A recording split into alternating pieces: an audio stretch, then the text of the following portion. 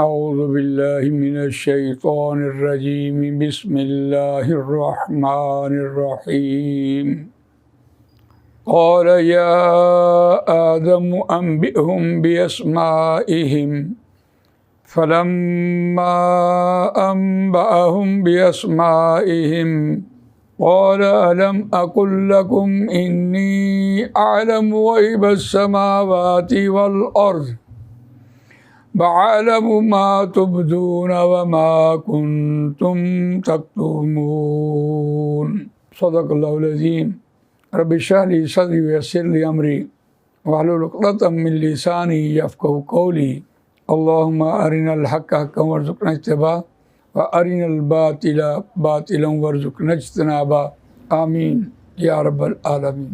دوستو بزرگو، پہلا پارہ آیت نمبر 33 آپ کے سامنے تلاوت کی ہے۔ یہ چوتھا رکوع ہے پہلے پارے کا۔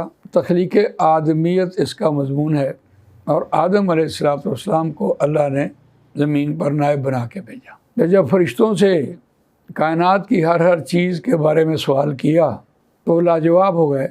پھر اللہ تعالیٰ نے آدم علیہ السلام کو یہ بات کہی، قال یا آدم انبئہم، اللہ نے کہا اے آدم بتلاؤ ان کو، باسمائہم، ان سب چیزوں کے نام۔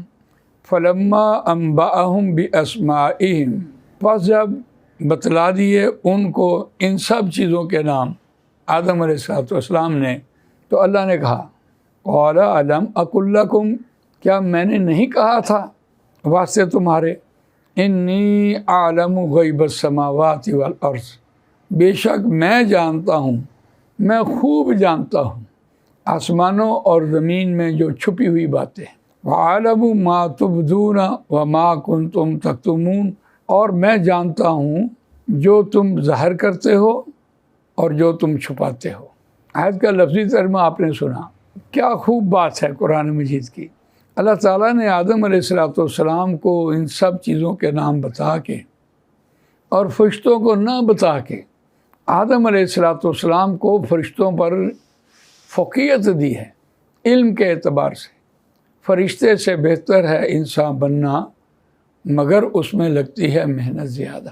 اتنی بڑی کائنات اور انسان کائنات میں ہر چیز پر کنٹرول کیے بیٹھے ہیں۔ اس بات کو گہرائی میں جا کے دیکھیں تو پھر اندازہ ہوتا ہے کہ انسان نے جو ترقی کی ہے کس چیز پر قابو نہیں پایا اسے۔ ایک چیز کی جو اس کی ریسرچ ہے حد کو چھوتی ہے، لیکن ساتھ ہی یہ بات کہی انی عالم غیب السماوات والارض، بے شک میں جانتا ہوں آسمانوں اور زمین میں جو چھپی ہوئی باتیں۔ یہ غیب کا لفظ قرآن مجید میں ہم دوسری بار پڑھ رہے ہیں۔ غیب کے معنی ہے بن دیکھے کے، ایسے تو معنی ہے کہ جو چیز آدمی سے اوجل ہو، آنکھ اوجل پہاڑ اوجل، وہ تو چھپی ہوئی بات ہے۔ یقیناً ہم نے قبر کے معاملات نہیں دیکھے، ہم نے رسول اللہ صلی اللہ علیہ وسلم کو نہیں دیکھا، صحابہ کو نہیں دیکھا، تابعی کو نہیں دیکھا، ہم ان پر ایمان لائے بیٹھے ہیں۔ ہم نے اللہ کی ذات کو تو پہچانا، زمین دیکھ، فلک دیکھ، چڑھتے ہوئے سورج دیکھ، ان فی خلق السماوات والارض واختلاف اللیل والنہار والفلک التی تجری فی البحر بما ینفع الناس۔ ہم نے اللہ کی ذات کو تو پہچانا، باقی تو ہم سے سب چیزیں چھپی ہوئی ہیں۔ یؤمنون بالغیب ویقیمون الصلاۃ، وہ ایمان رکھتے ہیں غیب پر اور نماز قائم کرتے ہیں۔ اہل ایمان کی صفات میں جو غیب پر ایمان لانے کی صفت ہے، کیا خوبصورت بات ہے۔ انسان کو اگلے لمحے کا نہیں پتہ، سامان 100 برس کا پل کی خبر نہیں۔ آدمی دنیا کا سارا کام بن دیکھے کر رہا ہے۔ میں کہتا ہوں اگر کسی شخص کے ماتھے کے اوپر اس کی عمر لکھ دی جاتی تو کون اس سے شادی کرتا؟ گھر سے نکلا ہے، کیا اس سے بیتے گی؟ دکان کھولی ہے، پتہ نہیں شام کو کتنے پیسے ملنے ہیں، آفس گیا ہے، کتنے بجے چھٹی ہوگی۔ دنیا کا سارا نظام انسان بن دیکھے کیے چلے جا رہا ہے، اور خالصتاً یہ صفت اللہ کی ہے۔ اللہ تعالیٰ نے کہا انی عالم غیب السماوات والارض، اللہ کو غیب کا آسمان و زمین کا علم ہے، اور ہم غیب کے لفظ پہ جھگڑا کیے بیٹھے ہیں۔ اگر ہم غیب کے لفظ کو سمجھ لیں تو میرا خیال ہے کہ کبھی جھگڑا نہ ہو۔ فرض کیجئے یہ قرآن مجید کا ایک نسخہ ہے، یہ پورے کا نام غیب ہے۔ کسی شخص کو اس غیب میں سے اتنا علم دیا گیا تو اس کے لیے اتنا ظاہر ہو گیا، باقی تو سارا چھپا ہوا ہے اس سے۔ اور کسی شخص کو اللہ تعالیٰ نے سارے کا سارا یہ علم دے دیا، یہ نہیں دیا، تو یہ سارے کا نام غیب ہے۔ نبی اکرم صلی اللہ علیہ وسلم سے جب حضرت جبرائیل علیہ السلام نے آ کے پوچھا، 4 سوال پوچھے، اسلام کیا ہے، ایمان کیا ہے، احسان کیا ہے، اور اے نبی صلی اللہ علیہ وسلم قیامت کب آئے گی؟ تو آپ نے اس کی نشانیاں بتا دیں، یہ نہیں بتایا کہ کب آئے گی۔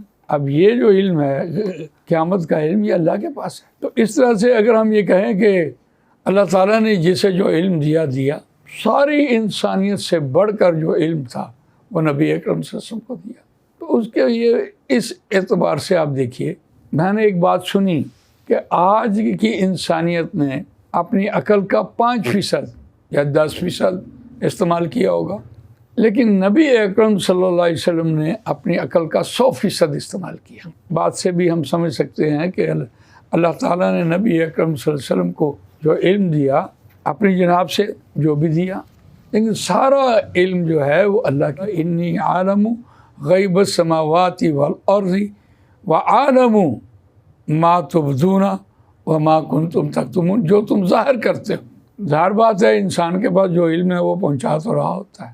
یہ ایک بن دیکھے کی باتیں ہیں، اگر ان بن دیکھوں پر بھی ایمان انسان لے آئے تو کیا کہنے۔ اگر میں کسی کا دل دکھاؤں تو اس دل سے جو آہ نکلنی ہے وہ آسمان چیرتی ہے۔ جب تک میں اس سے معافی تلافی نہیں کرتا اس وقت تک میں بے چین ہوں، کیونکہ اس کے منہ سے بددعا نکلی ہوئی ہے۔ وہ شعر کیسا ہے، مسجد ٹھا دے مندر ٹھا دے پر کسے دا دل نہ ٹھاویں رب دلاں چ واسطہ ہے۔ اب یہ بن دیکھے کی باتیں ہیں۔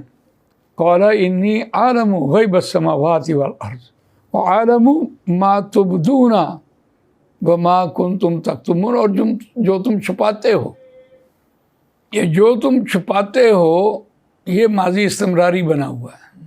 ایک بات پہلے دور سے جاری ہوئی تا حال چلتی رہی، یہ بھید کی بات ہو رہی ہے۔ انسان کسی سے کوئی چھپا لیتا ہے، چھپ کر کوئی عمل کر رہا ہوتا ہے۔ اگر آپ اس لفظ کو اس اینگل سے دیکھیں کہ گناہ جو ہے وہ انسان دوسرے انسان سے چھپ کر رہا ہوتا ہے، گناہ کی تعریف ہی یہ ہے، اور یہ اس طرف اشارہ کیا جا رہا ہے کہ جو تم اعمال کرتے ہو وہ ظاہر کرتے ہو، اور جو تم چھپاتے ہو یعنی گناہ کے کام کر رہے ہوتے ہو دوسرے انسانوں سے چھپ کر رہے ہوتے ہو، اس وقت ہی میں حاضر ہوتا ہوں۔ اور اگر آپ اس ظاہر اور باطن کی بحث میں جائیں، اللہ لا الہ الا هو الحی القیوم لا تأخذہ سنۃ ولا نوم لہ ما فی السماوات وما فی الارض من ذا الذی یشفع عندہ الا بإذنہ یعلم ما بین ایدیہم وما خلفہم۔ سفارش تو اس کے پاس لے کے جائی جا سکتی ہے جو وہاں موجود نہیں تھا، اس کے پاس۔ ہاں جج صاحب آپ وہاں موجود نہیں تھے، میں اس آدمی کے پاس تھا، میری سفارش قبول کریں۔ لیکن اللہ تو ہر جگہ پر موجود ہے، یعلم ما بین ایدیہم وما خلفہم۔ اس اعتبار سے دیکھیے آیت الکرسی شاہدرہ ہے، اسلام میں داخل ہونے کا دروازہ ہے۔ اللہ لا الہ الا هو الحی القیوم لا تأخذہ سنۃ ولا نوم، مجھ سے تو اونگ نہیں آتی، نیند تو دور کی بات ہے۔ یعلم ما بین ایدیہم وما خلفہم، وہ جانتا ہے جو تمہارے سامنے ہو بعد میں۔ تو اس اعتبار سے کہ جو بھی انسان چھپ کر رہا ہوتا ہے کسی دوسرے سے، یہی اسی صورت میں اور اسی آیت میں یہ بات کہتی کہ جو تم چھپاتے ہو وہ بھی میں جانتا ہوں۔ تو بہرحال اللہ تعالیٰ مجھے آپ کو قرآن مجید پڑھنے، سمجھنے، اس پر عمل کرنے، اس کو دوسروں تک پہنچانے کی توفیق عطا فرمائے۔ سبحانک اللہم و بحمدک نشہد ان لا الہ الا انت نستغفرک و نتوب الیک۔